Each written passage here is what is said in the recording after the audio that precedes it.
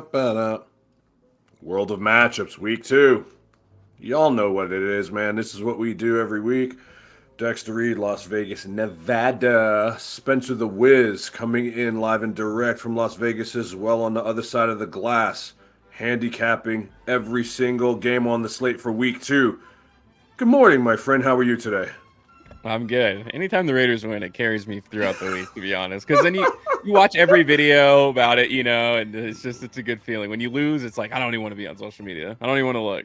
Yeah, that So was a good win for the Raiders. my mental health completely depends on the Raiders during the football season. Yeah, Which is, I not been understand. a good track record for me. I understand completely, my friend. Believe me, I'm the same way with my team, Kansas City. To the slate. Let's get going. Who we got first, Spencer? Yeah, so I'm going to be using William Hill. Although to be honest with you, I'm not the biggest fan of William Hill. I I don't know use the what you score use. mobile, man. I use a score. You want to go about? You want? Let's do the score. William Hill is kind of weird, man. Hold on, let me Uh, pull up the score here. They're just a little stingy, in my opinion, for the score. Like they won't let you parlay anything unless it is just Yeah. like super vanilla. So I've had issues with them, but I can pull up the slate here. So we'll go to the Los Angeles Rams. They're going to the Tennessee Titans.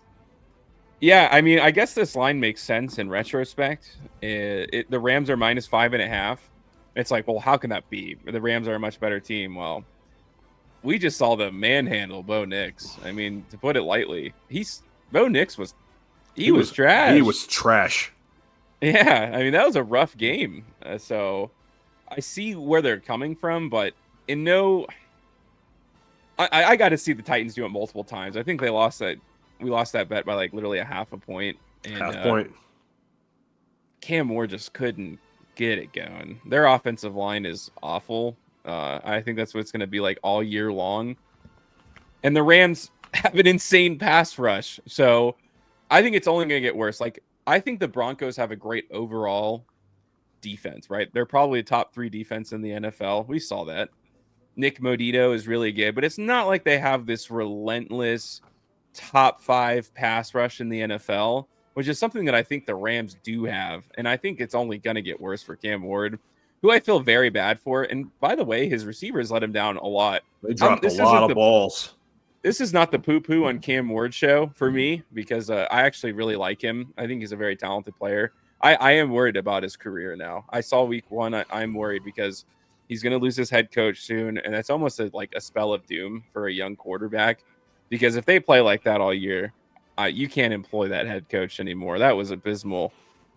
Guys weren't I remember like in particular, there was a screen pass and everybody was blocking. I mean, Cam Ward was just put into a blunder by his own teammates in that game. It wasn't even, and he didn't make any dumb interceptions or anything like that. Like he played, I feel, not the best that he could necessarily, but I'm not sure how much more for him that there could have been. And so I think the Rams are just going to be all over him in the backfield. And I think it's just going to be another rough outing for him. The Rams are going to score, man. Like we've seen that. The Rams are going to be a very good team this year. I feel people are downplaying them.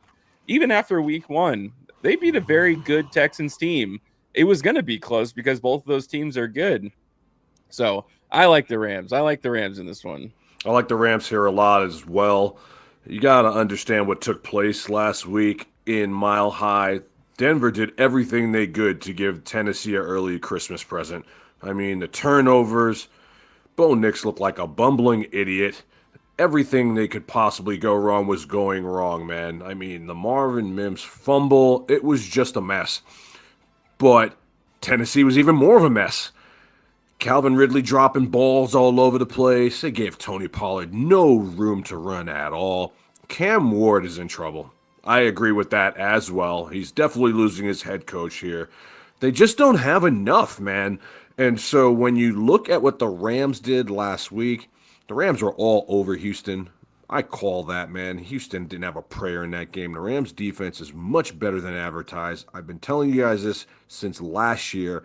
Verge, Fisk were great draft picks. I've never seen a team lose an impact player like Aaron Donald and bounce back so quickly.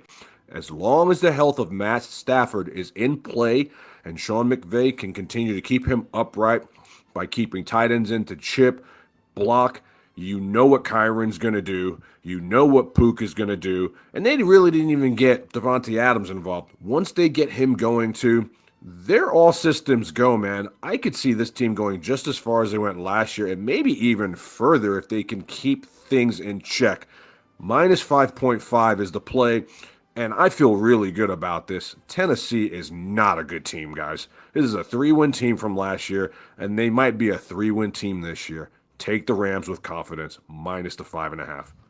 Yeah, we'll go over to I think one of the toughest games on the schedule to call, actually. It's the Seattle Seahawks and the Steelers.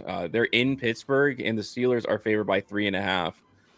It's just a weird one because I could have never in a million years have predicted what happened in that Jets game. For them to both score like 30 points, I mean, yeah, you could have asked me 100 times, and I don't think I ever would have changed my opinion on that game. I couldn't even conceive a world where it ended up being like that. And so the defense should play really well, but this is a tough game. I feel like it's a coin flip, to be honest with you. Mm-hmm. I'm going to take the Pittsburgh Steelers, not with a high level of confidence, but I don't think their defense will ever play that bad for the rest of the year. And I kind of get these flashbacks last year of Sam Darnold towards the end of the season. And like we saw it last week, right? Fumble, lost them the game. Mm-hmm. And I think the Steelers are going to be getting better. And I just have this feeling that the Seahawks are going to be getting worse. I don't, like I said, this isn't like my best bet of the week or anything like that, but am I betting on Sam Darnold to have a really good game against like what I thought to be one of the better defenses in the NFL? You know, like every week that Cam Hayward plays is going to be a better week for him because he didn't play at camp. And so their front seven looked like a steaming pile of garbage. TJ Watt did too. Am I banking on both of them? Well, and both of those guys missed a good bit of camp. I think that with more games, there's going to be a little bit better for them. And I could see them kind of breaking out. You know, they're at home. They can't put up another defensive performance like that. At least it feels that way. I don't trust Seattle anywhere. Okay, I'm off. Yeah. I don't. I'm off Seattle at home. I'm off Seattle on the road. I'm off Seattle. They're my team that I'm off this year. I just don't believe in them. Our offensive line is not good. They play Walker when they should be playing Charbonnet. Charbonnet is the clear starter in my mind. Kenneth Walker's just nothing but a walking injury waiting to happen. Sam Darnold this year is not going to be the Sam Darnold you saw last year. I watched all of that fourth quarter versus the Niners. The guy looked like a deer in headlights. He's seeing ghosts again. I just don't trust him. And then you got to get on a plane after that demoralizing loss to a team that was completely banged up and then fly 3,000 miles across the United States to Heinz Field and the terrible towels of Pittsburgh. No, the Steelers will not play this bad again 2 games in a row. There is no universe that I can conceive that the over would have hit last week, and it did. They're going to tighten things up for their home opener. You're going to see the real TJ Watt this week. They're going to be all over Sam Darnold. That defense is ready to maul the Seahawks. They have really, in my mind, no shot at really winning this game. I'll be shocked if they win this game. I really will be. Because if you bottle up JSN, what do you have? Dude, Cooper Kupp is washed, man. Okay? Washed and folded like laundry. He's done. And he's playing the position that they want JSN to play. It's just like you have all these moving pieces that don't fit. I don't like their head coach. I don't like their line. I do like their defense. I like Devin Witherspoon a lot. But if you can just keep Aaron Rodgers upright, man, you saw what he can still do. The Jets' defense is not trash. They're a decent defense. Sauce Gardner is a very good cover corner, albeit only having one good year. But they paid him like he is, one of the best ever. They paid him like he's Darrelle Revis. And so I kind of expect Pittsburgh's home opener to not be a bloodbath, but this could be a double-digit win in my mind with ease. I don't feel great about it, but I'm not scared to lay it either. Scared money doesn't make money in the NFL, man, and for gambling purposes, minus 3.5 sounds about right. Just keep JSN in check, and this should be a resounding win. And keep this in mind. Caleb Johnson hasn't found the field yet. In my mind, that guy's the best running back on the Steelers, and it's just a matter of time before they get to see what he can do. And once that happens, they're going to be a real good team. Take the Steelers minus 3.5 with Yeah, I agree with you. I agree with you there. I think that week one's just weird. Week one is always weird. I just don't think we'll see that from the Jets, and I don't think we'll see that from the Steelers, like, again. Speaking of, we have the Buffalo Bills going to New York to play the Jets, and the Bills are -6.5. And I'm sure the over-under is pretty high in this game. It's actually 47.5. So the sports books are almost in agreement. They're like, the Jets ain't doing that again. You know what I mean? Like, both of these teams gave up a gargantuan amount of points. And so I think that a lot of sports bettors are going to be like, over's easy over in this one. And I just don't agree. I feel like whenever it's that obvious, I feel like going opposite might be the better way to go. Are the Jets going to score 30 points a week? I don't think so. I mean, I know the Bills are going to be able to score a good amount of points. I don't know how. That was one of the best Sunday night games I've ever seen. That Bills-Ravens game. Oh my gosh. Ravens How do you stop? Choked. How do you stop Josh Allen when he's playing like that? And I don't think it's going to go well for the Jets. I mean, they're obviously a much more competent team this year, but I just think it's going to get worse and worse for Justin Fields, man. I mean, he had a lot of running success last week, and he's going to be looking to do that. But I just think the Bills are going to play a much tighter game, man. I think week one is just kind of loosey-goosey. Everyone's just getting it out there because the Bills' defense looked terrible last week, obviously. But so did the Ravens, and we know the Ravens' defense is going to tighten up at some point too, right? It's only week 2 of the NFL season, and I don't have confidence in the Jets still. Even after seeing that game, something is just off. I don't feel like they're going to be able to score 30 points a game. And their defense is okay, but it's not great. I mean, I think the Ravens defense is better than the Jets defense. And the Bills offense is ready to go, man. I feel like they could play any day of the week. You can call them on Tuesday, no practice, tell them to go out in the field, and they'll put up 25. You know what I mean? It just feels like if they can just get enough out of their defense, there's nobody that can stop the Bills. So I'm banking on the Bills defense playing a little bit better this week to cover the 6.5.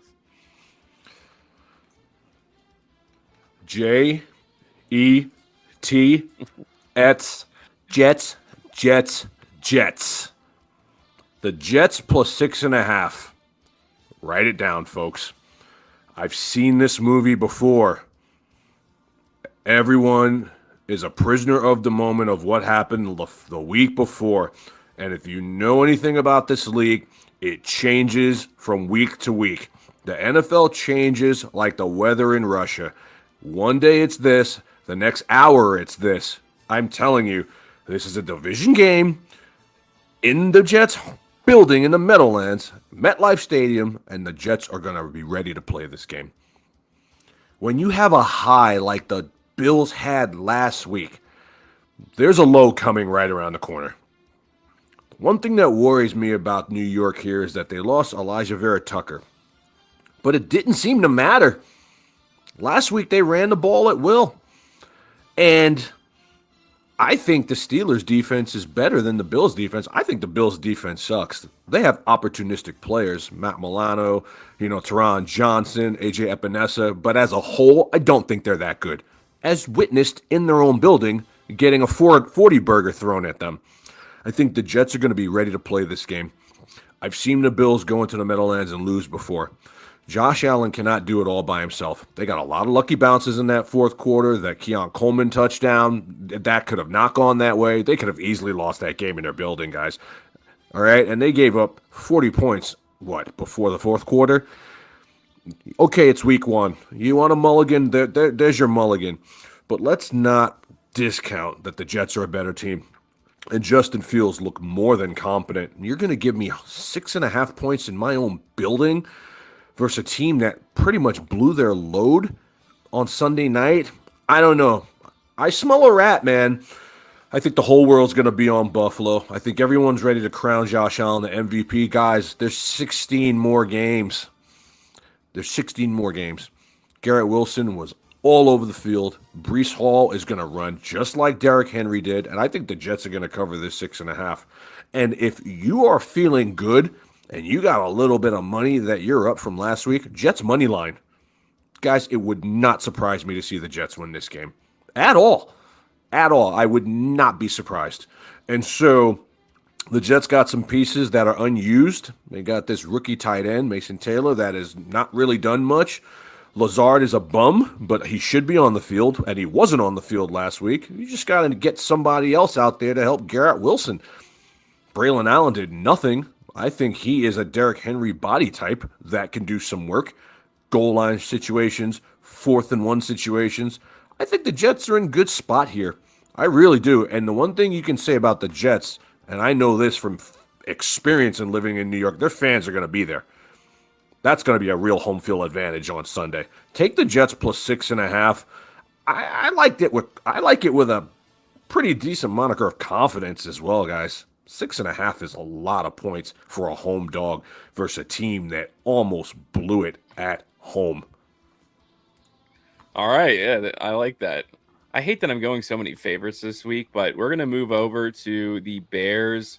They're going to Detroit for this one, and just like last game, the Detroit Lions are favored by 6.5. This is the battle of ass. Like, this is like which team is actually buns, because both had terrible losses in week 1. I mean, I guess a little bit less so for the Packers in a sense that we now know that they're essentially Super Bowl contenders, and that's a really good team. But we, for the last couple of years, we thought the Lions were Super Bowl contenders too. So it is still very much a disappointing game for them. I mean, this is huge, right? Ben Johnson returns to Detroit after leaving them. And I'm not saying like, I feel like high and dry is not the right word to use for it, but we both know that he was checked out for that playoff game where they got blown out by the Commanders. His bags were already packed. Obvious. His bags were already packed.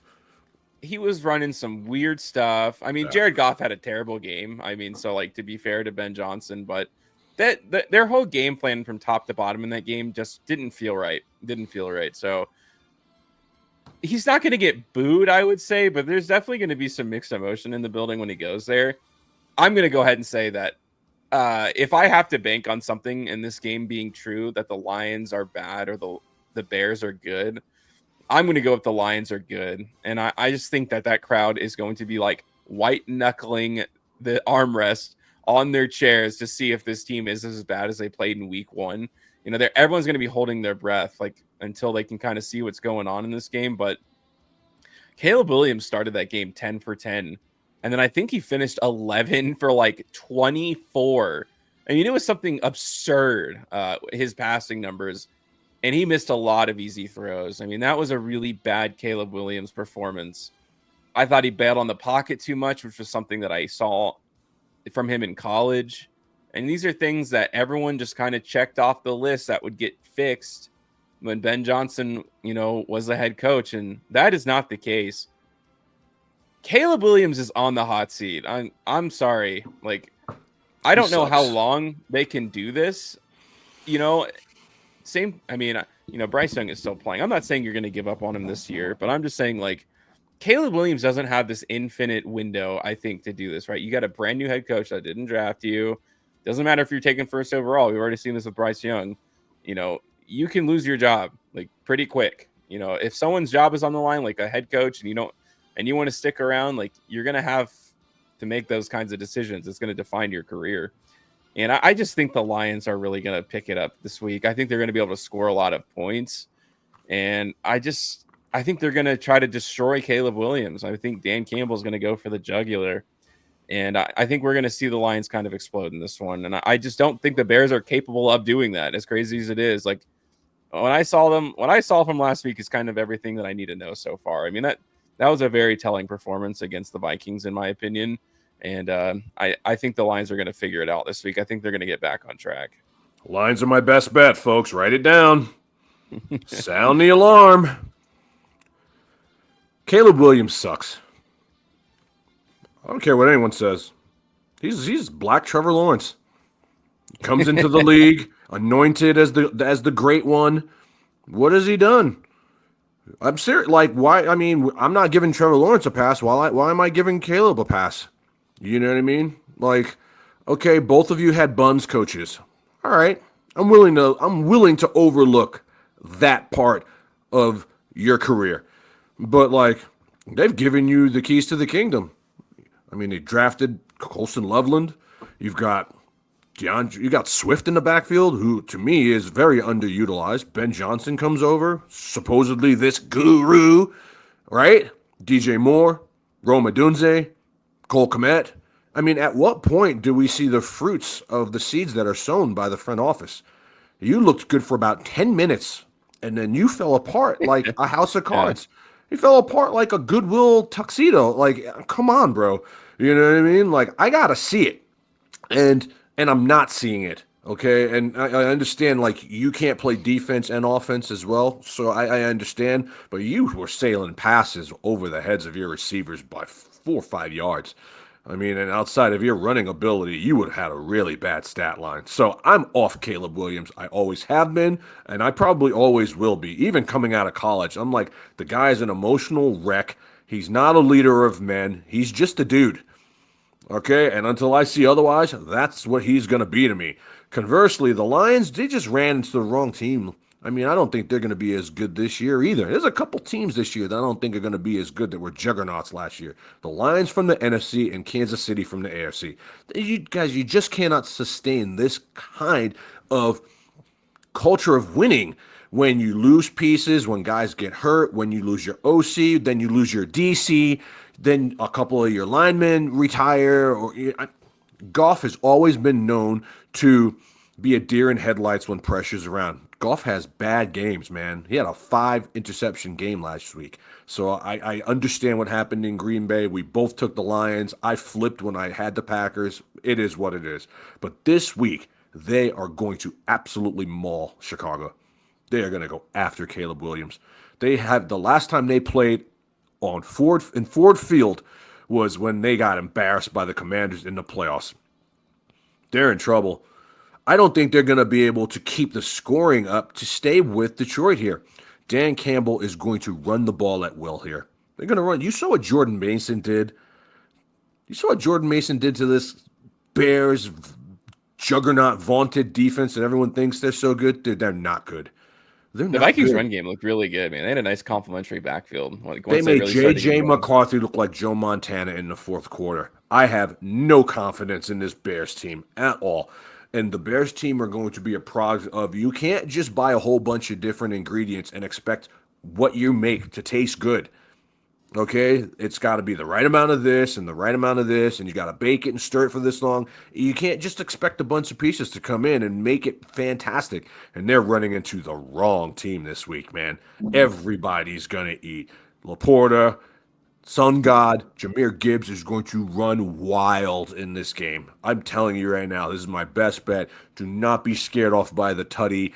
The touchdown wins you money here. It's only 6.5 here. How are the Bears going to score? Aiden Hutchins is going to be all over Caleb, man. And Caleb has not proven to me that offensive line, even with the retooling of bringing in Joe Thuney and a bunch of other guys to help protect him, that they're going to do anything in the way of scoring more than 20 points in this game. Or conversely, I think the Lions can score 40. Take the Lions and take them with confidence. All right, we're gonna jump over to. And I promise at some point I'm gonna stop taking favorites. I know favorites don't win every game, but it is the New York Giants. They're going to Dallas, and the Dallas Cowboys are -5.5. This is my best bet of the week, which sounds a little bit absurd, I know, but I'm sorry. I think the Giants are going to be like one of the worst teams in the National Football League this year. I think they're going to end up cleaning house at the end of the season. Russell Wilson looked terrible, and I think the Cowboys are going to be able to score points. So if the Cowboys score, you know, 25 points, which I think is really not that hard, I'm banking on the Giants to score 20. After what I saw last week, it's not like the Commanders' defense. I mean, it's not terrible, obviously. It's But I mean, my goodness, are they really like a top 5 defense in the NFL? I don't think so, man. I mean, they just couldn't do anything. The Giants couldn't score touchdowns. Russell Wilson looked like trash. It's this dink and dunk, nothing there. No second wide receiver, no tight ends. And the Dallas Cowboys always play well at home. And I'm only needing 5.5. And like I said, I think the end of this game could be 27, like what, 15 maybe. I think the Giants would be happy to score 15 points this week. To me, this is a pretty straightforward game. I really do. I really like the Dallas Cowboys. They're my best bet this week. Interesting. I like the Cowboys too, but something is telling me that this game is going to be closer than people think. I don't know why. This is one of those where you just have a gut feeling about things because nobody in their right mind would take the Giants plus 5.5 after that putrid performance last week in Washington. But this is a division game. 5.5 is a lot for a team to lay that can't run the ball, really. I mean, I know Javonte looked okay last week, 2 touchdowns. I'm going to take the Giants plus the 5.5 off a gut feeling. Okay? Russell Wilson cannot still be this bad. And if he is, put in Jackson Dart, because I'm telling you right now, Jackson Dart's going to be a baller. He's going to be a baller. Malik Neighbors is still a good player. I know Theo Johnson dropped that pass last week, and everyone's all upset about that, but he's decent. And their running backs aren't bad, man. I mean, Tyrone Tracy is a converted wide receiver, but they're not terrible. I mean, Dallas just doesn't scare me. I know it's like Jerry's World and Dallas is da-da-da. I mean, you guys, you got to remember, Micah Parsons ain't there no more. Deron Bland is banged up. There are a lot of underrated factors going into this game that I think people might overlook or just flat out forget. Those two things are pretty telling. And the Giants' D-line is good. It's not like they're scrubs. There's only one way to go but up after that performance, and I think they put up a galvanized fight here. I'm not saying that they win. I just need you to cover. And if you're going to give me 2 field goals, I'm going to take it with the Giants. Something tells me here that they're going to be in this game. I don't know what it is, man, because they stink. Okay? They're they terrible. are terrible. Turrible. Charles Barkley voice. They are horrendous. But I just got a feeling, man. And when I get a feeling, I put it on paper. And so I'm going to do it here. And if I win, you're going to hear about it next week on the show. Take the Giants plus 5.5, pull and pray. All right, we're going to go to another division game. It's the Cleveland Browns. They're visiting the Baltimore Ravens. The Ravens are minus 11.5. I'm going to take my first dog here. I have this weird gut feeling that the Cleveland Browns are going to be the backdoor cover kings of the NFL this year. And everybody hates them. I think last week was more about the Browns being more of a competent football team than it was. They should have won the game. Playing a bad week 1. They should have won the game, Spencer. Yeah, I mean, in every conceivable way, a field goal and missed extra should have won the game. So I'm not saying that the Browns are going to upset the Ravens or anything like that. I just think that everybody in their mama is going to be like, oh, yeah, Baltimore Ravens, they're going to win by 20 points. And they could. Obviously, they could. But sometimes you got to go bold a little bit. 11.5 is a lot for a division game. And I just watched the Browns essentially shut down. I mean, I think the Bengals had like less than 20 yards in the second half. They're not going to be able to stop everybody, but they have a really good defensive line, which I think is going to benefit them a lot, right? That's one of the biggest weaknesses, I think, of the Bills is that their front seven is just kind of trash. That is not the case for the Cleveland Browns. So everyone's going to eat for the Ravens in a sense, but if I think they can keep this within 10 points, all I need, is a garbage time touchdown at the end of this game? They can do that. I think so. As long as Joe Flacco's in. Now, if this was a Dylan Gabriel-led team, okay. We're talking about covering here. We're not talking about winning. We're talking about covering. And I'm pretty sure Joe Flacco, against his old division rivals, is going to find a way to keep this within 11.5 points. That just seems like a lot. For a Browns defense, that's very good. How is anybody laying 11.5 points with the Ravens? I don't know. Like, how?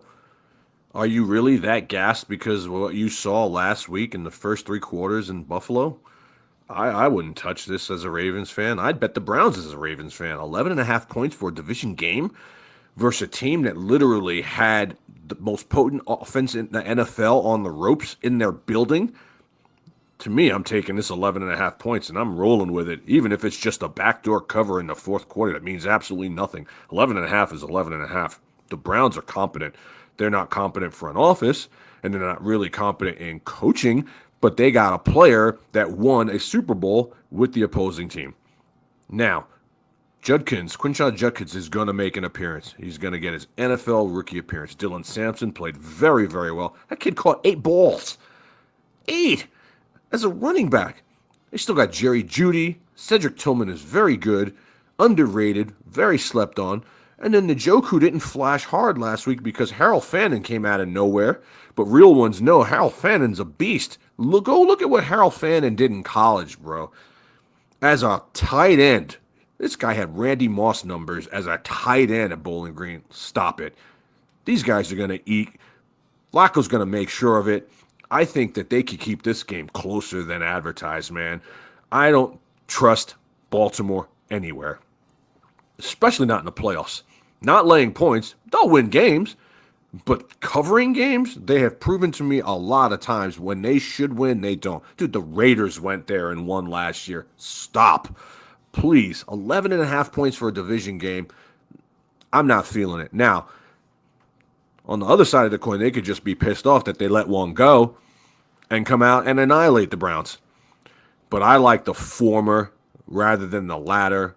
To me, Lamar's just not a winner, man. I've said this a million times on this podcast, and I like Lamar. I picked the Baltimore Ravens to win the Super Bowl this year. So I'm not backing off what I said. But styles make fights, man. And this is the black and blue division. This is Rocky and Apollo 2. I see this as being a 3 to 7 point win for the Ravens, and I think the Browns can stay in this game. I'm taking them plus 11.5, and I'm taking them with 11.5 points of confidence that they will stay in this game. Joe Flacco is a gamer, and unless they throw the house at him, they are going to stay in this game. Take the Browns, take them with confidence. All right, it's the Stink Bowl. It's the Saints. They're hosting the San Francisco 49ers. The Mac Jones-led 49ers are -3.5. Oh, boy. This is rough. This is a game that you probably won't see on Red Zone, but maybe twice. One at the halftime score and one at the end. Oh my gosh. Some of those games in Red Zone just get buried because they're just so bad and you just don't see them very often. You see a punt here or there when nothing's going on for a while, but I'm actually going to go out on a limb. I'm going to say that the 49ers cover this. Kyle Shanahan likes Mac Jones. All right, that was the big story. He didn't want Trey Lance. He wanted Mac Jones. I think that he just fits the role enough. You know what I mean? I don't think he's like going to replace Brock Purdy. You know, nothing crazy like that. But we're talking about archetypal guys to run a Kyle Shanahan offense who look good, right? Kind of one of these coaches like Stefanski, like what's his name in Minnesota, where you just got to have a guy who's physically capable of running the offense. Like you don't have to think that hard. You just got to do what I tell you, kind of thing.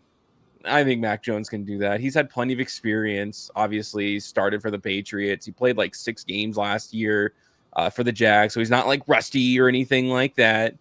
And I think with Christian McCaffrey there, I think that's enough. You know, if Christian McCaffrey was hurt, he wasn't playing, like, all right, man, at some point you got to take the Saints. But I just think the 49ers defense is very good this year. I don't see how Spencer Rattler is just going to keep up. They're going to keep it within a field goal. I think last week it was more about the Arizona Cardinals being almost less competent than we thought they were, than the Saints like being like this scruffy little team that's going to just stay in every single game. And even then, man, how can you bet on the Saints this year? I mean, really and truly. I mean, they did show a little bit of guts in that one, and it kind of came down to the end. But the Cardinals are just so milquetoast, man. They're just kind of lame. And the 49ers I think they're just going to be competent enough. I think their defense is going to cause enough turnovers. And Mac Jones is going to go for like 10 for 20, 145 yards, a touchdown. And that's just going to be enough. It's going to be like a 17-10 game, you know, and that'll just be the end score. I'm going to take the Saints plus 3.5. The Niners are too banged. They're just too banged up for me, man. I mean, I hear what you're saying, and it's, you know, it's very logical what you're saying. So don't get me wrong, but the loss of George Kittle here is monumental. And then you take Brock Purdy out for 2 to 5 weeks, monumental. Mac Jones sucks. If Mac Jones was any good, he'd still be starting for the Patriots. So there's that. I don't trust him anywhere. I don't care who likes him. The guy's not good. Ricky Pearsall, I'm worried about. Nick Bosa, I'm worried about. Christian McCaffrey, I'm worried about. If the Saints can hold two of those three players in check, they're going to win this game. They're going to win this game. Juwan Jennings is hurt, may not play. I mean, you really have no one. You just signed guys like Kendrick Bourne, Sky Moore, who sucks. I mean, they're not.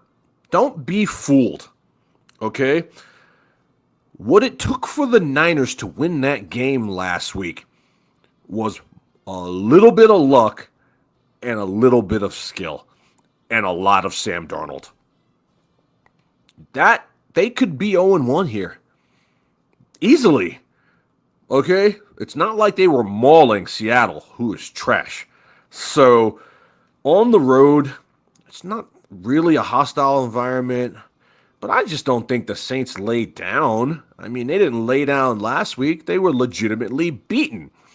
The Cardinals had to go win that game. I mean, Rashid Shaheed's not a bad player. Chris Olave is not a bad player. Yeah, he's a concussion waiting to happen, but CMC is a wheelchair waiting to happen. You understand what I'm saying? And so when I'm getting 3.5 points at home, Spencer Rattler and Mac Jones are the same quarterback. And I like the emergence of what Jawan Johnson did, man. The guy ran a lot of routes last week, and he's hard to handle. I don't think the Niner defense is as good as everyone thinks it is. You take Nick Bosa off that defense, they're very average. And Trent Williams is banged up. You have a lot of injuries on the San Francisco side of the ball to be laying points on the road versus anyone. And so I'm gonna take the Saints just because no one will. See, I'm the type of guy, guys, that when no one else will do something, I will do something. Because then when it hits, you're eating and everybody else is hungry. I'll take a shot here at the Saints. I don't think they're as bad as people think, even though they will be the worst team in the league this year. They will lose games fighting versus just laying down. Saints plus 3.5 from my end. All right, so I'm going to take my second dog of the week here. It's the New England Patriots are visiting the Miami Dolphins. The Dolphins are minus 1.5 at home. I'm sorry, I don't. After seeing that game last week, and I know that's not really how sports betting works. It's a little bit of recency bias, but it's a little hard to ignore what you saw out of the Miami Dolphins last week. And I you know what? The Patriots didn't play a horrible game. In fact, I thought the Raiders looked more competent than the Patriots looked bad. I think the Raiders had a really great game plan going into that one. And I think the Patriots will be fine. I think telling Drake May to pass the ball 47 times last week was absurd in the rain. I mean, they just stopped running the ball. That's just horrible game planning. Just give Travion Henderson the ball, please. My goodness. And he was great when he did touch the ball. Travion Henderson was a huge factor for them. Just give him the ball. So I thought that was kind of absurd. I think they'll figure it out. I think it'll be better for them. They're playing in sunny Miami. Everything's going to be fine. And the Miami Dolphins, I just think, I don't think McDaniels is going to make it to the end of the year. I think it's just going to fall apart. He's not going to make it to the bye week. And that's some sort of like morale booster for them. That's going to get them through. But I'm sorry. I think Tua is going to throw a couple interceptions in this game. I think the New England Patriots are going to play it very tight. And I think they're going to be able to score a few more points. We'll talk about the Raiders when we talk about Monday Night Football, but they were a very competent football team. And I feel like the Miami Dolphins are the exact opposite of that right now. I think the Patriots win this game outright. I think they're going to look a lot better. And I think they're going to benefit from just playing in a normal environment. And, having a players only meeting in week 2 for the Miami Dolphins is kind of what tells me everything I need to know about this football game. That is a bad sign. That's like a mid-season, like, hey, we're 4-4. We got to figure something out type of thing going into the bye week. Not after week 1 without your coach, man. There's just like the vibes are so off here, man. And I don't think firing McDaniels is going to be the boost to like get this team working all together. So I think it's just going to continue to be a really bad experience for them, to be honest. And I just think New England's going to be competent enough to just win this game by a field goal, or maybe even more. I mean, I'll take like 6 points or something like that. I think the New England Patriots are going to be fine. I don't think the Miami Dolphins are going to be fine. I don't think either of these teams is going to be fine. They both stink. I watched Drake May throw balls worse than Caleb Williams last week. There's no universe that the Patriots should have lost that game. He was sailing balls over his receivers' heads by 5 yards. I mean, let's be honest. And you want to talk about horrible coaching. The guy who's actually doing something when you give him the ball doesn't get the ball. That was a terrible home opener. I mean, I loved the Raiders last week, so it's a moot point, but come on. Vrabel, what are you doing? Okay, now you go down to sunny Florida where Miami Dolphins thrive in this kind of weather, man. Sunny out, feeling good. I don't care what's going on. They're going to win this game outright. 1.5 is nothing. Field goal wins it. I know they're terrible. Tyreek has got all kinds of allegations. They're trying to trade him. They can't trade him until he gets suspended. Or it's just so much malarkey going on. But I mean, look, Devon Achane is still there. Waddle is still there. I mean, give Tua some time to throw. Tua stinks, but Tua's like Lamar, man. He's a lot of stats. And that's what's going to win you games versus a team like this. If they get up on the New England Patriots, the game is over because they're not a come from behind team. They're just not. And I just can't see a world where, like, I mean, are the Finns that bad? They're going to go 0-2? I mean, I know they're bad. But my goodness, I mean, the Darren Waller experiment's an unmitigated disaster. Mike McDaniel's a social media coach. Everything's against them. It just makes sense to take the Patriots here, but that's when you do and the Dolphins explode for 30 points. That's NFL football. And so I'm going to take the Finns here minus the 1.5. Again, this is another pull and pray one. The Dolphins aren't good at all, man. McDaniel will be the first coach fired, him or Dable.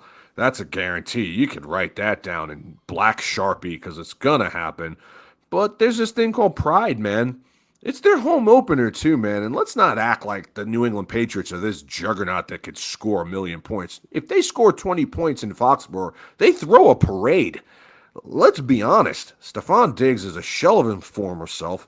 They got guys like Kayshon Boutte playing over him. Demario Douglas is just another Wan'Dale Robinson. They're not chain movers.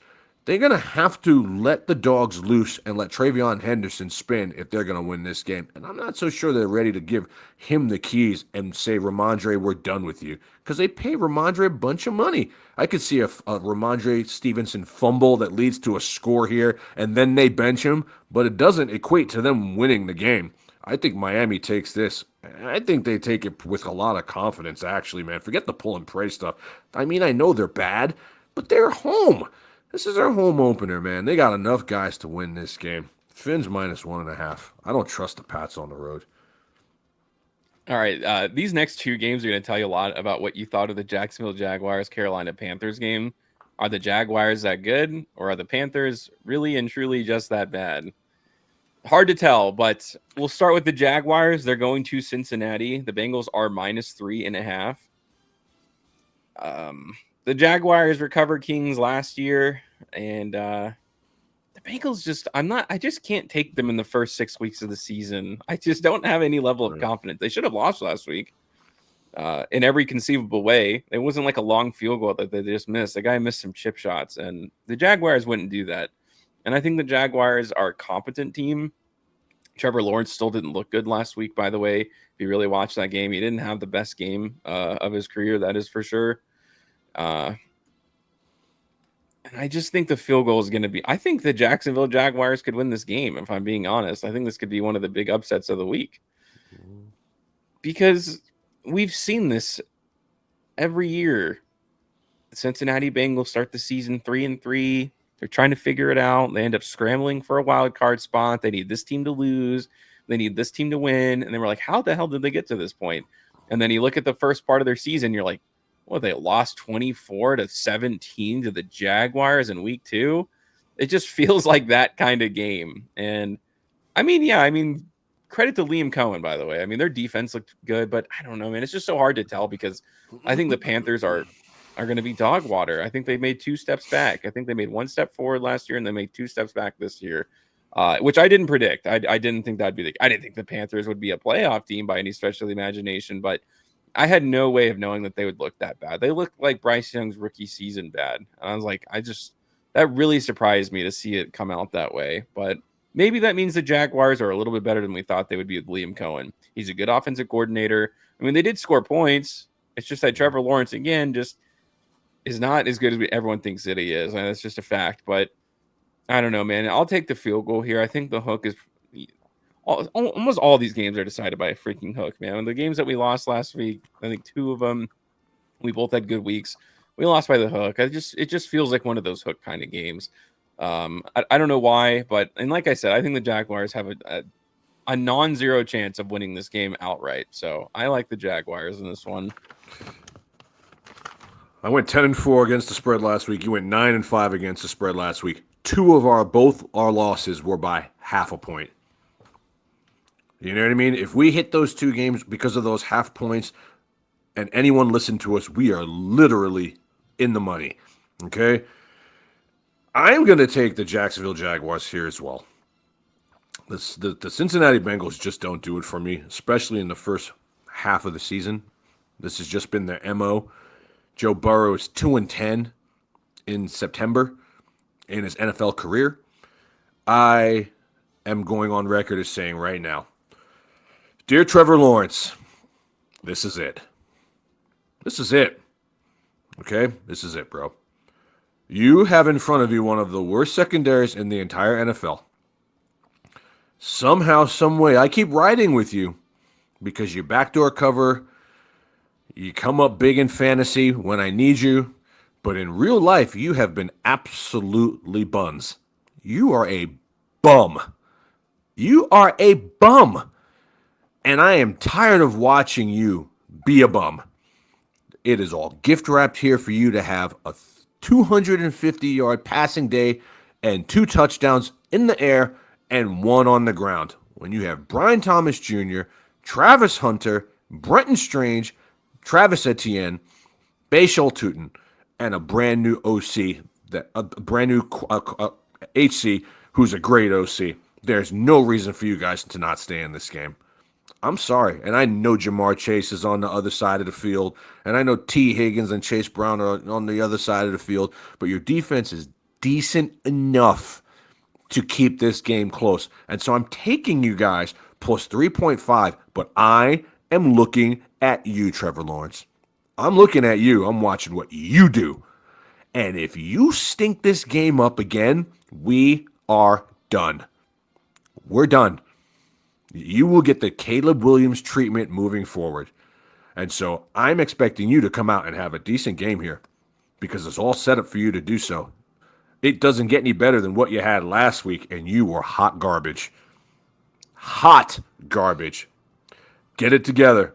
Jacksonville, you were the backdoor cover kings for us last year. I'm expecting more of the same this year. I'm not saying you need to go win the game, but outside of Trey Hendrickson, there's not a player on that Bengals defense that should scare anyone, including my mother.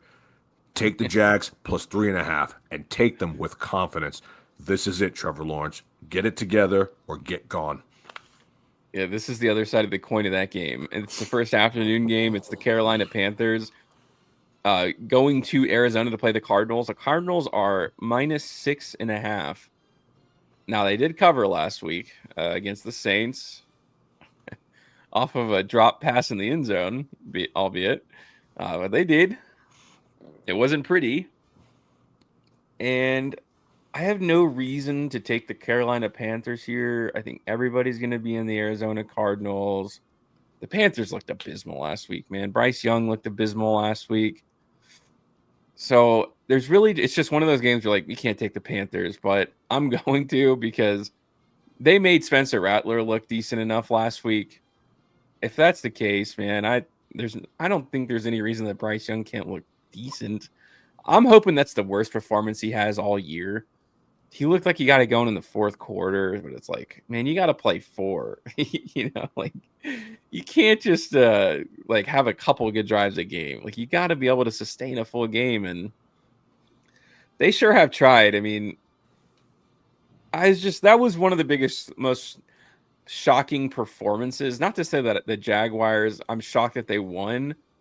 I was just surprised at how bad the Panthers looked last week, man. One of the interceptions was not Bryce Young's fault. So it's, the 2 interceptions, a slight misleading in a sense.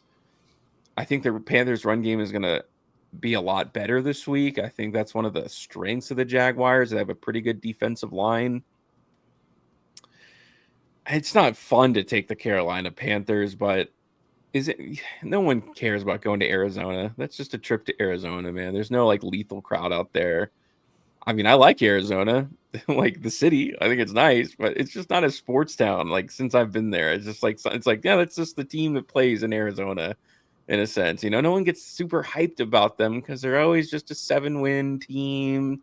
It's fun to go to the games because they might win. You're like, all right, there's a chance every week, and then there's just nothing exciting about them, in my opinion. But I think it's going to be ugly, but I'll take an ugly backdoor cover from the Carolina Panthers. I don't think they're going to win the game, but I sure as hell just don't think that they can look that bad 2 weeks in a row. I mean, maybe they do, and this is the end of Bryce Young.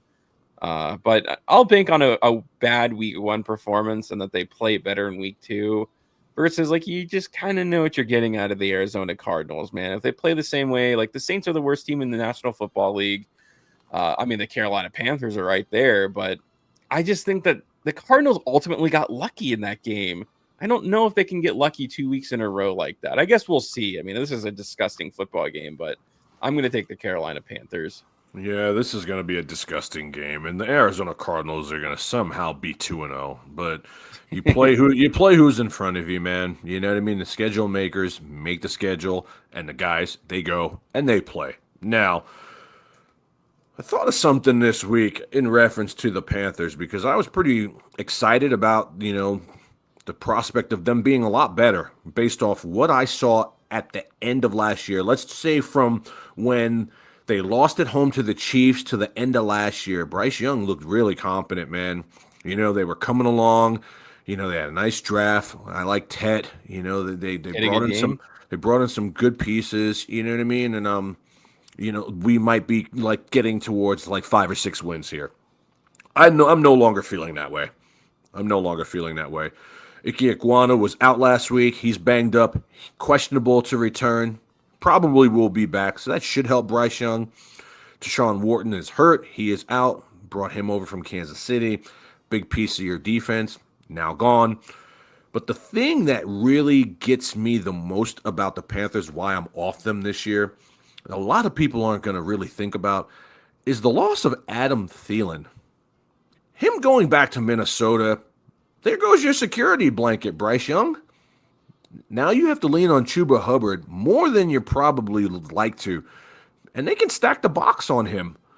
And then now you have a rookie, a second-year guy, a third-year tight end, and Jalen Coker, who's on IR. How are they going to score on the road, man? How? They're going to have to score to keep up with Arizona because the one thing that the Cardinals can do is they can score. They can score. And they're a backdoor cover king. Kyler Murray is better than advertised, and he said he's running this year. So now he's running.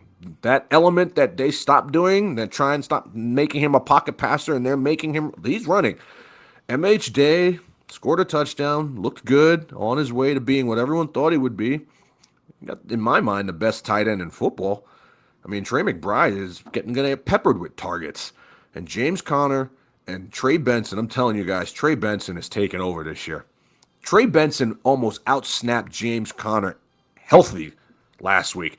Trey Benson and Zach Charbonnet will be starting running backs for their teams this year. So will Jordan Mason. Write this, guys. This is gospel. I'm putting you guys on game right now. This is gospel. If you guys got these, if someone out there has these guys in fantasy, go get them now. Now. The Carolina defense is not good. Arizona's home opener, 6.5. A tutty will win you money. Guys, it was 6.5 last week, and they won by 7. That's all you need. You can't tell me the Saints are any worse than Carolina is. I see this as being an easy cover here. Take the Cardinals with confidence. Guys, one of these days, Trey McBride's going to start scoring touchdowns. And when he does, he's going to be George Kittle and Travis Kelce. Once that starts happening, man, he's going to move into that upper echelon. He's going to turn into Brock Bowers. That's the difference between those guys and him is he doesn't score touchdowns. But it's coming. They're talking about it in the office. They're talking about it in the locker room. They're game planning. It's coming. And when it happens, they're going to start really scoring points. I think they blow the Panthers out here. I really do. Yeah, it's going to be a rough one. I don't really like either way, but we'll go to this is the reality or the heat check or the reality check game. I don't know what you want to call it, but it's the Denver Broncos going to Indianapolis. The Colts at home are +1.5. I hate to bet on Daniel Jones, man. I want to bet less on Daniel Jones in this case and more on the Colts defense. I know Miami stinks, but their defense is really good from top to bottom. They are very good defensively. If the Colts can play defense as well as they did last week, and Daniel Jones doesn't lose them the game, I think they win it at home. And if this was in Denver, I think I'd feel completely different. Oh, I like everything is screaming for me to take the Denver Broncos because it's just straightforward. But it's just one of those. It's one of those games like every week you just have those weird gut feelings about. This is my weird gut feeling. I think everybody hates Daniel Jones, including me. He should have a bad game. I think he will. But I think Bo Nix is going to turn the ball over at a really inopportune time in this game. Like I said, if you replace the Colts last week with the Titans, like if they played the same kind of way last week, the Colts would have won that game. I mean, Cam Ward got them out of field goal range by taking sacks multiple times. Multiple times. And the Titans defense is pretty good too. But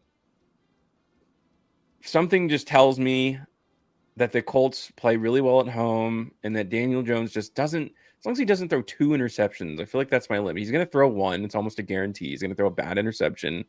As long as it's not a pick 6, as long as it's not in like the other side of the field, I think the Colts are going to be able to do just weirdly enough. And Bo Nix is going to play like just not like great again. I think the Colts can do it, man. I feel like this is one of those picks I'm going to regret the moment I start watching this game, but just something tells me that the Colts can win this. I'm not going to regret it at all. I told you last week the Colts were going to murder Miami. Everyone laughed. Yeah. Miami's horrible, bro. Colts in their building, they're a tough team. And Daniel Jones can run. Daniel Jones is built to be a Colts quarterback. This is a second lease on life for him, potentially. Everyone that leaves the Giants goes somewhere and gets good. This is just a fact, okay?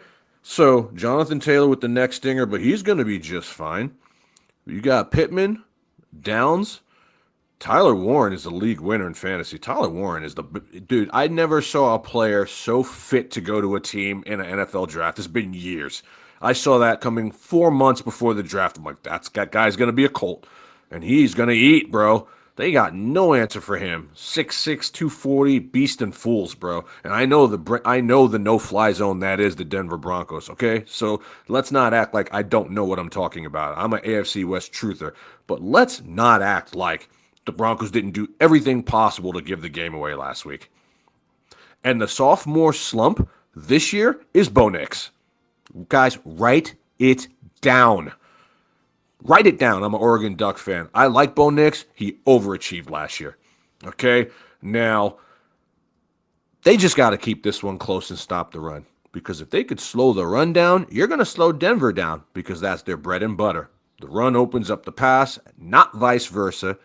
Courtland Sutton's their best wide receiver. And yeah, while he's good, are you really game planning around stopping Courtland Sutton? I'm not. Okay? I'm not.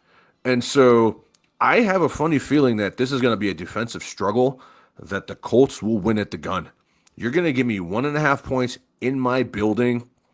Like I said, Denver didn't deserve to win last week. If it was any other team, they would have lost that game. You turn the ball over 4 times, you are not winning that game 90 out of 100 times. It just happened to be Cam Ward and the Titans. So styles make fights, and I think this is going to be a slugfest. I like the under in this game. I don't think there's going to be a ton of points. I really don't, because both these teams are going to come into play. I think the defense of the Colts doesn't get their flowers like they need to. Guys, they took Miami apart. They took that team apart. They undressed that team. And one thing I know about Indianapolis, because I've been there, they love their Colts, man. That's going to be a full house. There's going to be a lot of blue in that stands tomorrow. I like them here. I think they win the game outright. You want to give me 1.5 points to top it all off? I'm fine doing it. Don't let that number one defense stuff fool you. Jonathan Taylor will be able to run on this team. It will happen, especially at home. Take the Colts plus 1.5. All right, coming down to the last two games on Sunday before we get to Monday Night Football. It is the Kansas City Chiefs hosting the Philadelphia Eagles. Obviously, a big Super Bowl rematch. I just think the Chiefs are too banged up. I think that's what it's going to come down to in this game. I think the Chiefs on a full on win this game. That's not the case. That's not what the Kansas City Chiefs are like right now. You knock out your best receiver on a pick. 2 years in a row that the Chiefs have knocked out their own best weapon on offense. That's just bad luck on some level. I don't know if it's design. I mean, the Rashid Rice one last year, that's just bad luck. I mean, Patrick Mahomes just completely blew the guy's knee out. And obviously this year just have a really awkward kind of pick play that goes horribly wrong for Xavier Worthy. And, Jalen Carter hopefully will be able to refrain from spitting on people in this game. You knew he wasn't going to get suspended for this game, man. The National Football League is the rules for thee, but not for me league. They're like, oh, well, it was the beginning of the game. So he had the suspension. If it was like a Raiders player or some shit like that, man, he'd be out for like 2 weeks or something. You know what I mean? It's just, I don't know. It's just like, all right, man, we got to get Jalen Carter in this game. It's a Super Bowl rematch. I don't care. I've never heard of you lost most of the game, so it counts as a suspension. I just think that's funny, man. It's funny what happens for good teams. They just seem to get that little extra boost that no one can really explain. I just think it's going to be overwhelming again for the Chiefs when it comes to the Eagles defensively. Jahad Campbell looked really good in his debut for the Eagles. Their linebacking core just in general looks really good. I think week one was more about the Cowboys being a little bit better than we thought, than the Eagles being bad. And also there was a lightning thing going on. Who knows how that game would have ended up. The game was dead after they came back. It was dead. Yeah. It was punt, end of the game. I mean, from both sides. I mean, they just got stiff and the game was just kind of decided. It was almost like a formality. They were just like simmed out the game, like you do in Madden, where you just wait till you just let the game end. And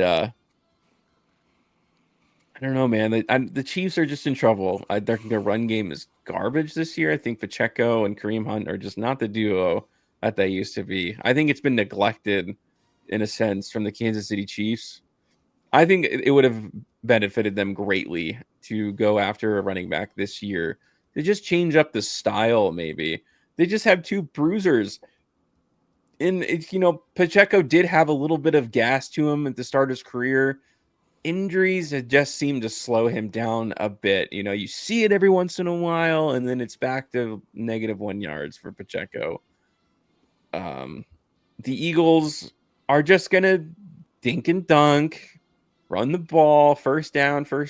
They're not doing these, like, when you watch that Cowboys game, man, A.J. Brown, like, basically didn't exist, and it didn't matter because every time he got covered and blanketed like they wanted to, Jalen Hurts, by the time you turn around, he's already gotten the first down. He slides, move the chains. And I just think they're going to be able to do that enough. That's what I felt like I saw to the Chargers in week one.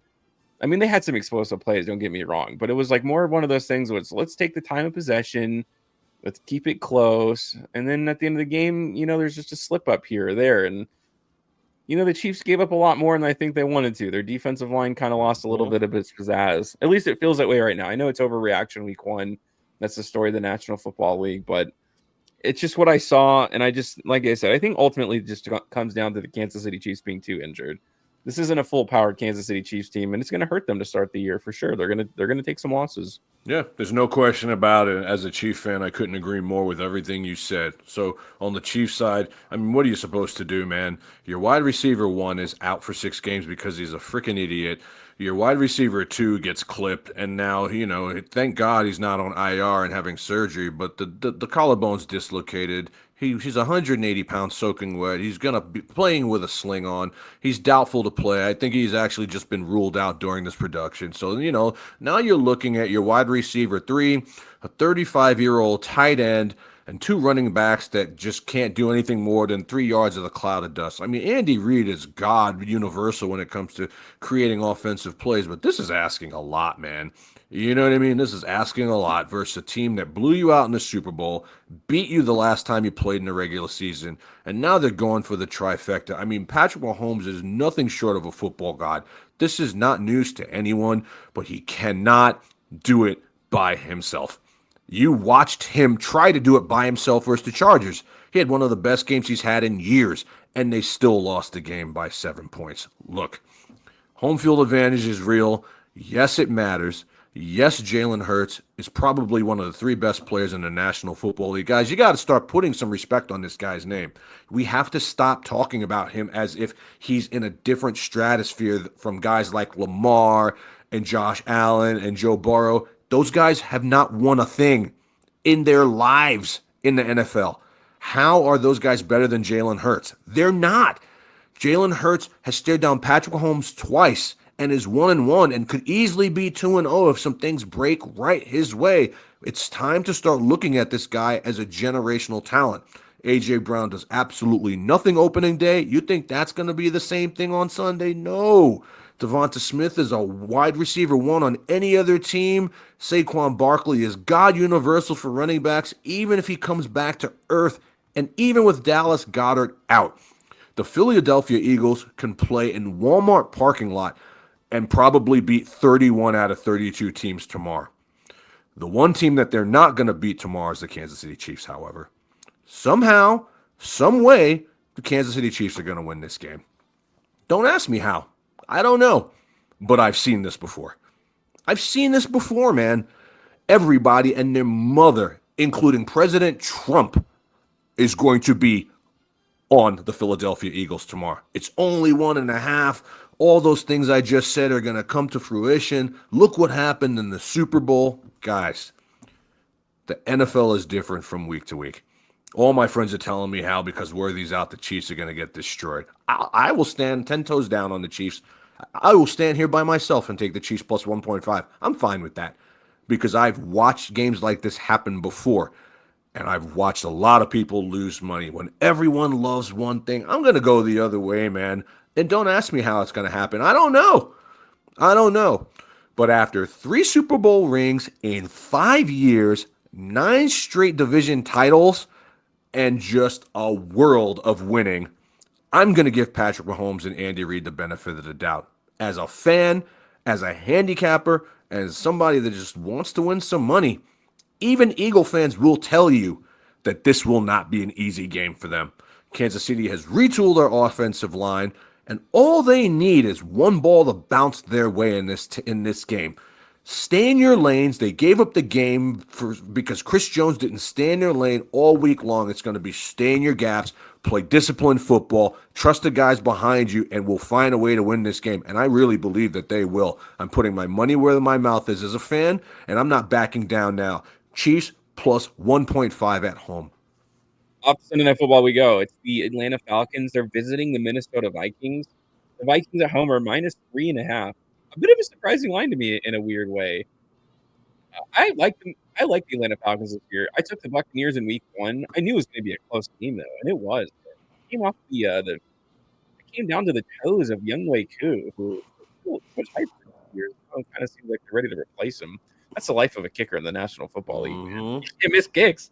If you miss them for a couple of weeks, you're screwed, man. I mean, the 49ers just got rid of Jake Moody, so short-lived career for kickers. They love you until you don't. We know that now. And but if the Vikings bury themselves like they did last week, this is not the Bears.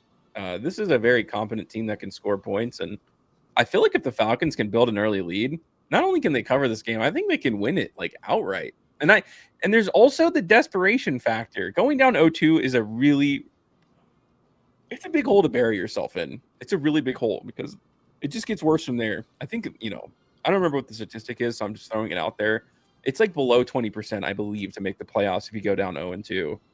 And so the guys know that, I mean, it's no secret. Or you got to win 2 games in a row just to go back to 500. That's a tall ask in the National Football League. And I think the Falcons are going to want this one really badly. J.J. McCarthy, had an amazing fourth quarter, obviously. no doubt about that, man. He was running, he was passing, he was doing everything. He had nice passes too, but it's 4 quarters, man. And the Falcons looked pretty good from top to bottom in that game. Baker Mayfield's just good, dude. It's like people. Can we just like put the flowers out for the guy Stop now? the Baker Mayfield slander. Prove The guy, yourself. He does it every year. It's like at some point, it's like he did it, man. He did. He proved himself. Like we saw it, and we saw it again last week, dude. He's a good NFL quarterback. he is, man. man. That's a pretty decent Buccaneers team, and not to say the Vikings aren't, but yeah, I mean, I'm really big on the Falcons this week. Actually, I think that they have a really good chance to win this on Sunday Night Football. I love the Falcons this week too, man. There's something about it that tells me they're going to come out firing. They can't go down 0-2. I mean, Koo should be released. If they can find a competent kicker, I know that they brought a guy in to, push him a little bit. And I think it's just a matter of time before Younghoe Koo is released. He's cost them. He's won them big games, but he's cost them big games.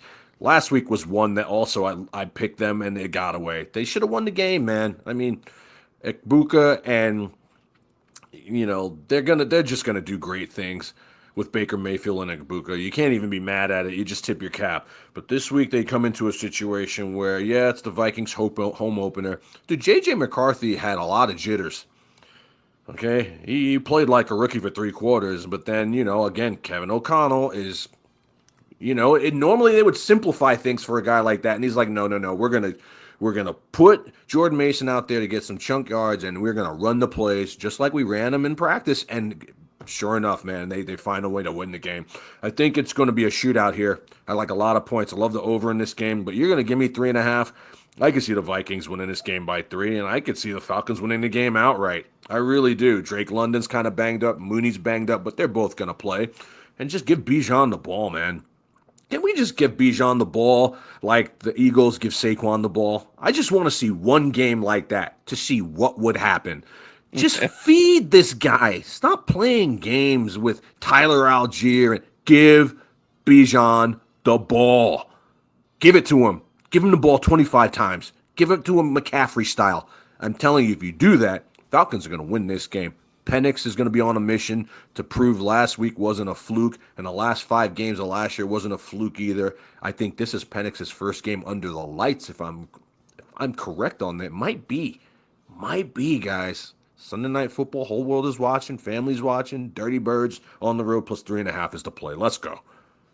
All right, off to Monday Night Football. We start our double headers now. Raiders play late, man. It sucks, dude. I got school. I'm a teacher, man. Oh my gosh. We'll start You'll be up till 1 in the morning. Watch that game go overtime. The 7 p.m. Monday night game. You better get some rest. You better get some rest today. Come on, dude. If I wasn't carpooling this week and if I wasn't driving in my carpool this week, I would not be going to school on Tuesday. Don't tell my boss. I'll be there. All right. The Chargers are going to Las Vegas. The Chargers are minus 3.5. I hate to start believing in the Raiders, man. It's a horrible feeling to have in the pit of my stomach. When they're bad, I just know they're going to be bad and I can accept it. But when they look good, it scares me because I start getting expectations for them. But the Raiders' offensive line scared me last week for sure. But I think the Patriots have a pretty good defensive line. I don't think the Chargers have a particularly amazing, dominant defensive line. Khalil Mack was a non-factor in that game against the Chiefs. I mean, they got pressure on him, but I didn't really see anything from them that was like inspiring. I think the Raiders pass rush is really good. They lost Rashawn Slater. At some point, that's going to pop up. Chris Jones did not play a very good game in week 1. I don't think you're going to see that. Max Crosby's ready to go. He's feral this year. Tyree Wilson looked good in week 1. It's only a matter of time before Malcolm Koonce makes a big play, man. I think the defensive line is going to be a big influence on this one. I know Vegas is nothing. It's a big nothing burger place to go play and be intimidated by because it's Vegas. It's not really the real home of the Raiders, if we're all being completely honest with ourselves. I mean, I like having the Raiders here because I live here, but that's not to say that I think that it's It's a beautiful home. I mean, it's amazing. It's the best stadium in the National Football League, but it just doesn't feel Raiders when I go there. I can't explain it. I've talked about this a lot every single year, but it's not like you used to be scared to go to the Oakland Coliseum. It was dangerous. You know what I mean? I don't know. Like, it's just not like that in Las Vegas. Not at all. There's going to be there's going to be so many Chargers fans. I mean, why not? You live in LA. Let's go plan our trip. I mean, there's probably going to be more Chargers fans in Allegiant Stadium than there are when the Chargers actually play their games. I mean, I don't think that's a big stretch, but it's not to say that Raiders fans aren't going to be rocking. Dude, it's going to be packed. I think it's going to be completely just every seat in that place is going to be taken up. Everyone's going to be really high. People are going to start fighting each other. I saw people fighting each other at the UNLV game versus UCLA. That was kind of awesome. I love that. I was at that game, man. I was walking home. These guys are about to start fighting. I was like, hell yeah, that's pretty cool. So the LA Las Vegas rivalry is already like the fuse has been set between the two sides. I think Brock Bowers going to play. He hasn't practiced this week. I think they're just forcing him to. He wanted to go back into that game. They're going to shoot him up with whatever is legally allowed for him to be in there. And Michael Mayer's good. Geno Smith threw 367 in pouring rain that entire time. You're talking about a beautiful dome. This guy's not going to be able to have a great game. I think he is. The Chargers defense is really good, but I think Geno's really, really good too. I'm going to take the plus 3.5 at home until I see the Raiders play a really bad game. I'm going to take the Chargers here. Brock Bowers is not going to play. He's got a knee injury that's keeping him out of practice. If he could practice, he'd be practicing because they need him. And I don't think he's going to play. And so for that reason, I'm taking the Chargers minus the 3.5. Raiders had a nice win. A nice win versus a team that's really not that great. Let's be honest. I mean, what have the Patriots done? And they're not that good. Okay, them being favored versus the Raiders is disrespectful. We all know this. And you saw the end result. Now you come home to a arena, we'll call it, that has zero home field advantage, and all these annoying LA fans are going to basically just take over, which is what happens when any good team comes to Allegiant Stadium. It's 45-55, take your pick which way it goes. And they're all excited. Charger fans are excited. Why? Because they never win anything. They win nothing ever. What have the Chargers ever won? So they finally beat a banged-up Chiefs team. And like the sky is falling. Now they're Super Bowl champions all of a sudden. And they're going to come in here galvanized, and they're going to be ready to beat up on the Raiders, who, that's a real rivalry. There's going to be fights. I mean, it's just what it is. I just don't think the Raiders are going to be what you saw last week, especially if Bowers doesn't play, man. Bowers changes the entire trajectory of what the Raiders do because every week there's a mismatch. And that allows other guys to eat. You got to remember, Ashton Jeanty's a rookie. Who else do you have? I mean, is Trey Tucker moving the needle? Dante Thornton's a rookie. I mean, who do you have? Jacoby Myers is going to... I mean, look, they're good enough on LA defensively to combat all of those things. And they're better offensively. Justin Herbert had the game of his life versus what I like to think is a pretty good Chiefs defense. They're not horrible. Maybe they're not as good as they were last year, but it's not like they were playing on an Arrowhead. That's a neutral field. That showed you who was better. I think you're going to see more of that Monday night. Every time these two teams play, there's some kind of bad blood. I mean, outside of the Easton Stick 69-70 burger that the Raiders put up against the Chargers always beat up on the Raiders, and I think it's more of the same here. It'll be close, but they should cover the 3.5 here. Yeah, we'll see. Also, shout out to Paul Adams, by the way. He had like one of the best defensive weeks of like. He's playing well. He's a candidate for comeback player of the year. That's all I'm going to say. Like he played well. He's in the running. He's a good. I know it's a long when you play him at linebacker, when you play him at the position he's suited to play, he plays well. He's not a safety. He's a linebacker. I loved it. I think he's going to have a good game. He's just so fast, man. When he gets in the backfield, it's just scary. It's like a blitz, dude. It's just like a strike of lightning. It reminds me a lot of Russell Wilson. I can't explain it, where it's just like there's only one setting for those guys. All right, last Monday Night Football game. This is the 4:00 one. It's the Tampa Bay Buccaneers. They're going to Houston to play the Texans. Texans are minus 2.5.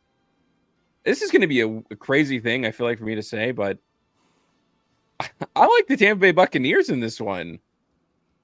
It's plus 2.5, which I really like. These games get really weird where the points end up being strange. And, the Texans are desperate. They don't want to go down 0-2. The vibes are off for the Texans, though. I think it has been since going back to last year. They got no run game to speak of. They got nothing when it comes to that department. Nick Chubb just, I don't think, I think they wanted, I think they expected more out of him, I guess to say. I just think he's a shell of his former self. I mean, I like Nick Chubb, but He's done. if they are just going to rely on that all year and they're not going to have Joe Mixon, it's going to be tough, man. This is a good Tampa Bay Buccaneers team. Ibuka, man. He's a Whew. monster, bro. I'm telling He's a guys, beast. let's take a second and just realize what Tampa Bay has been able to pull off by getting this guy. You can forget about Chris Godwin. His career is over. Mike Evans, too. I'm telling you, these guys are going to fade into obscurity. They're Tampa Bay Hall of Fame guys, all right? But this Ibuka kid is the absolute future. This kid is unguardable on the field, and Baker has got a hard-on for this guy. If you He's can one of get those this guys guy like in Stafford, fantasy, when you got the wide receiver button that just like does it for you, he'll just feed you. He's just gonna get his guy the ball. Dude, Emeka Ibuka is an absolute phenom. There's no other way to say it. He's a dynamo. This guy's going to have an amazing NFL career. Yeah, I mean, I think this is going to be a great game. This is a really good Monday night matchup, and it's not to say the Houston Texans are going to roll over, but a very uninspiring performance for them. They got destroyed. Their offensive line is trash. It's going to kill them all season long. You can't just roll out into the season with a bad offensive line. It's like the worst. It's like maybe the most important group on the entire field, like outside of quarterback. Because you just don't have time to do anything. How are you going to play football if you don't have time to do it? Every second counts. And I think they had an injury last week. It's only going to get worse for them. And the Tampa Bay Buccaneers are going to put up points in this game. Can the Houston Texans do that? I don't know. Man, this is on my teaser ticket for sure. I like Tampa Bay, man. If I get them plus 8.5, I'm feeling great, man. I'm feeling really good. I like Tampa Bay this year. I think they're an improved football team from last year, and that was a playoff team last year. This is one of my best bets. It's one of my best bets of the week. This should be my best bet, but I just feel like the Lions are going to steamroll Chicago. But how are the Bucs getting points after that comeback victory? Well, Houston is not good. Their offensive line is beyond bad, okay? And they have no running game, man. Dameon Pierce sucks. Nick Chubb is washed, and Woody Marks is a third down, catch the ball merchant. They have no running game. Their defense is not that good either. Tampa can do everything that they can do except better. I don't understand this line. It's not like weather's going to be a problem. They're in a dome. Baker under the lights plays well. Like we already lamented how amazing Ibuka is going to be. Bucky is good. Evans is still there. I mean, Kate Otten should play. I mean, he's not great, but he's just another guy to move the needle. I mean, guys, what are we doing here? I don't get it. Nico Collins had like 3 balls thrown his way last week. I mean, this Houston team they cannot protect well enough to win the game. I don't know. Maybe I'm wrong because every time I seem to bet against the Texans, especially in the playoffs in their building, they turn into this super team. But I really like the Bucs here plus 2.5. I don't know. It just doesn't make sense how they're getting points. This game should be a pick'em. It should be a pick'em here at worst. But somehow Houston is favored. Maybe it's because they lost. I'm not feeling the Houston Texans this year, or C.J. Stroud. But of course, this is when they're going to come out and he's going to throw for 400 yards and 4 touchdowns. That's the National Football League for you. It's the National Football League. That's a slate, longer show, some technical difficulties, but we get through it. As always, guys, remember that this is for fun. I'm pretty much done gambling. I just do this for fun. Spencer throws a couple dollars here and there. If you got a problem with heavy-duty gambling, like don't lose your wife, your house, your job, you know what I mean? Gamblers Anonymous is a real thing. Like I said, like we're handicapped for real, but like we don't want you to be homeless for real. So use discernment and be careful while you're out there. On behalf of World of Matches, I am Dexter Reid. That is Spencer the Wiz. Enjoy week 2, guys. We'll see you next week. Have a good one, guys.